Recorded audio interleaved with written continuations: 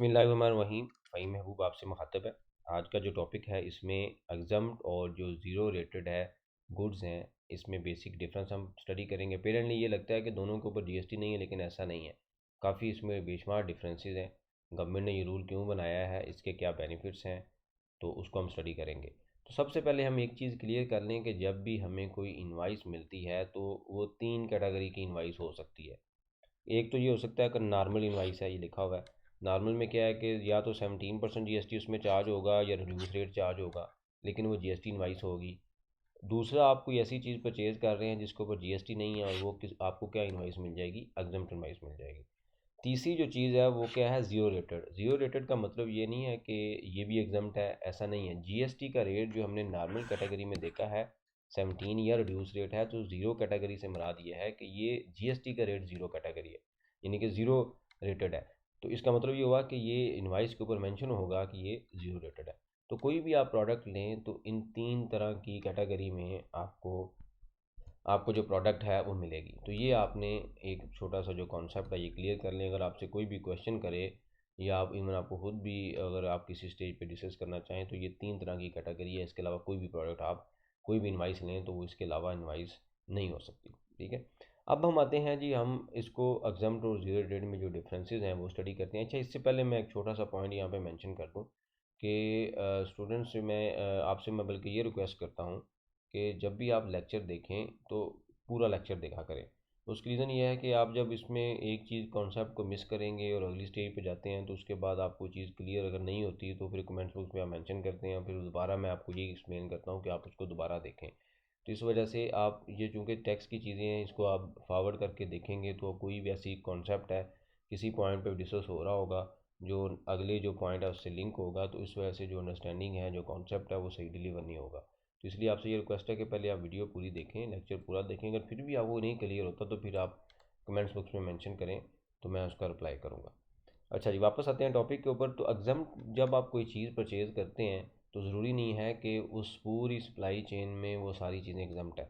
For example, ये मैंने आपके सामने छोटी सी एग्जांपल रखी है। आप बुक्स परचेज़ करते हैं और बाय रूल जो है बुक्स के ऊपर जीएसटी नहीं है, ठीक है, यानी कि हमें एग्जाम्प्ट इनवॉइसेज है। लेकिन जो बुक्स मैन्युफैक्चरर है, जब उसने बुक बनानी है तो वो पेपर परचेज़ करेगा, मटेरियल परचेज़ करेगा। अब ये ज़रूरी नहीं है कि जी वो अगर एग्जाम्प्ट सेल करेगा तो ये भी चीज़ें एग्जाम्प्ट होंगी, ऐसा नहीं है। तो पेपर परचेज़ होगा तो उसके ऊपर लेट से 17% उसकी उसको इनवाइस मिलती है। तो अब वो क्या करेगा, सारी चीज़ें, अगर उसने 1 लाख रुपए की इनवाइस दी है पेपर्स की, 17% उन्होंने जीएसटी चार्ज किया है, तो 1,17,000 रुपया उसको इंक्लूडिंग जीएसटी इनवाइस होगा। तो एग्जम्प्ट के केस में भी और ज़ीरो रेटेड के केस में भी, ठीक है, ये बड़ा बेसिक सा डिफरेंस हम स्टडी करने लगे हैं। एग्जम्प्ट के केस में होगा क्या कि इनडायरेक्टली, अनऑफिशियली वो जीएसटी एंड कंज्यूमर ही पे कर रहा है। वो कैसे पे कर रहा है, तो ये है उसकी कॉस्ट, यानी कि जो ये बुक बनाने के लिए उसकी कॉस्ट क्या होगी। उसने फॉर एग्जांपल ये 17,000 था, उसने, हम ये ज्यूम करते हैं कि उसका मटेरियल ये है, ठीक है, इसके अलावा उसने नहीं परचेज़ किया। उसके बाद क्या करेगा वो, इसमें अपना प्रॉफिट मार्जिन ऐड करेगा। लेट से वो ऐड करता है 3,000, तो 1,20,000 रुपये की आपको एग्जाम्प्ट इनवाइस दे देगा, ठीक है। तो ये 17,000 जो उसने पिछली स्टेज पे किया है, उसने इनडायरेक्टली कस्टमर को चार्ज कर दिया है इसमें, यानी कि उसकी सारी की सारी इंक्लूडिंग जीएसटी उसका कॉस्ट का पार्ट है।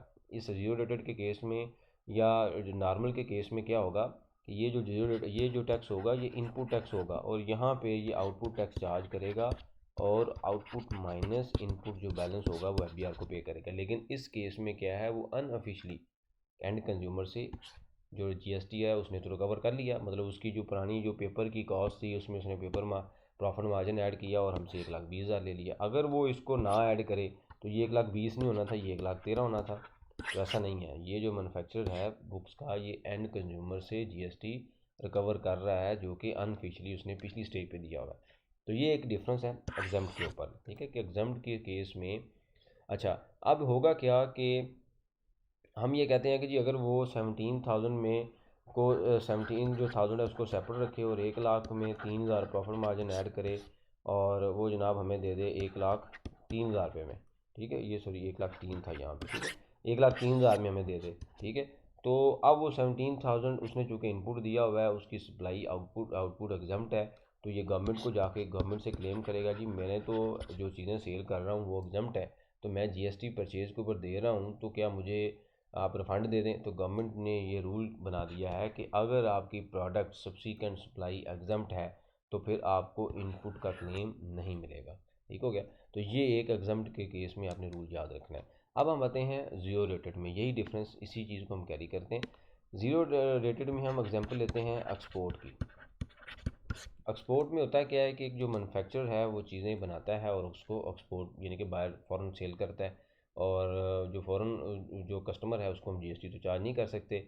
तो अब एक्सपोर्टर के केस में गवर्नमेंट ने ये कह दिया है, क्योंकि इंटरनेशनल कंपटीशन होता है, तो गवर्नमेंट ने उसके ऊपर जीएसटी तो या चार्ज नहीं किया। गवर्नमेंट ने एक्सपोर्टर को रिलीफ देने के लिए एक्सपोर्टर को क्या कर दिया, ज़ीरो रेटेड।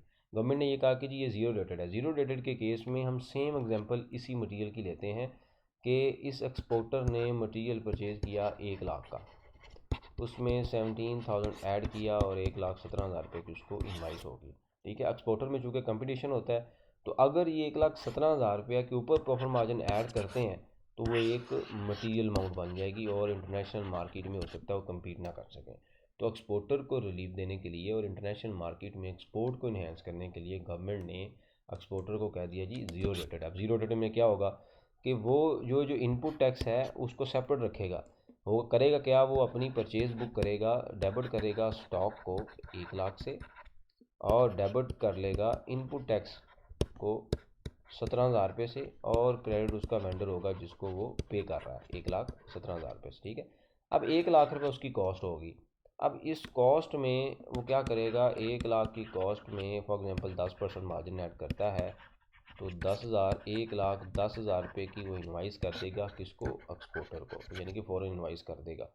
अब जब फ़ॉरेन इन्वाइस वो करेगा तो ये जो इनपुट टैक्स है वो उसका वहाँ पड़ा रहेगा, यानी कि आउटपुट टैक्स उसका क्या हो गया, ज़ीरो, और रिटर्न के अंदर उसका इनपुट टैक्स आता रहेगा 17,000 रुपया।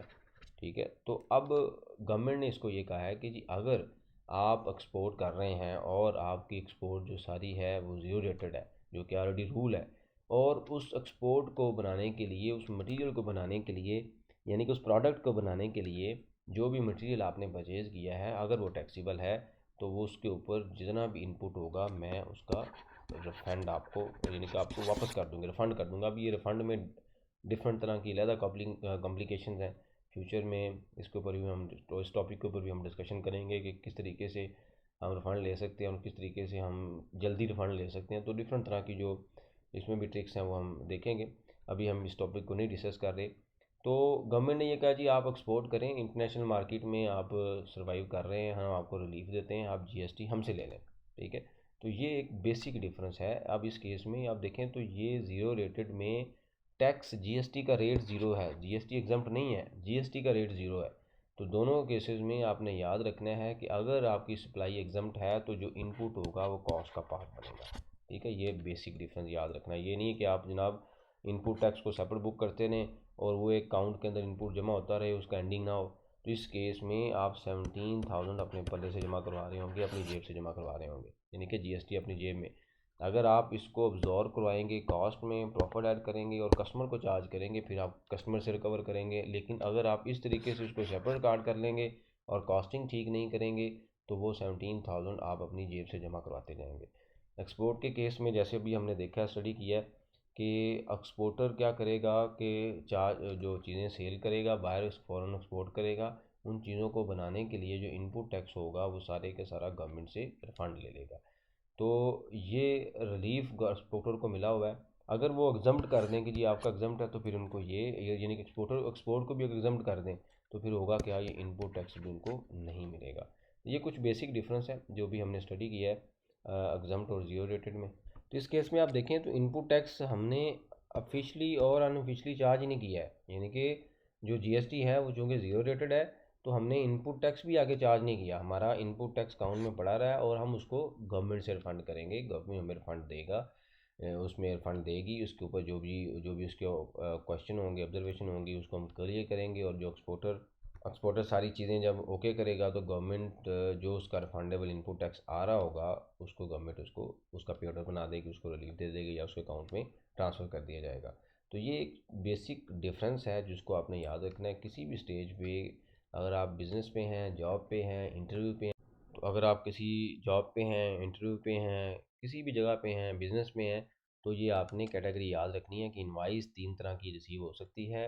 नॉर्मल इनवाइस यानी इसके ऊपर जीएसटी मेंशन होगा, जीएसटी की परसेंटेज एज पर गुड्स हो सकती है 17 हो सकती है, रिड्यूस रेट हो सकती है। दूसरा, इनवाइस के ऊपर एग्जम्प्ट मेंशन होगा, और तीसरा जो जीरो रेटेड इनवाइस होगी। तो इस चीज़ के ऊपर आप क्वेश्चन कर सकते हैं उस इनवाइस को देख के कि जो प्रोडक्ट आप ले रहे हैं क्या वो जीरो रेटेड है, एग्जम्प्ट है या नॉर्मल टैक्सीबल है। फिर हमने देखा जी एग्जम्प्ट और जीरो रेटेड में क्या डिफरेंस है।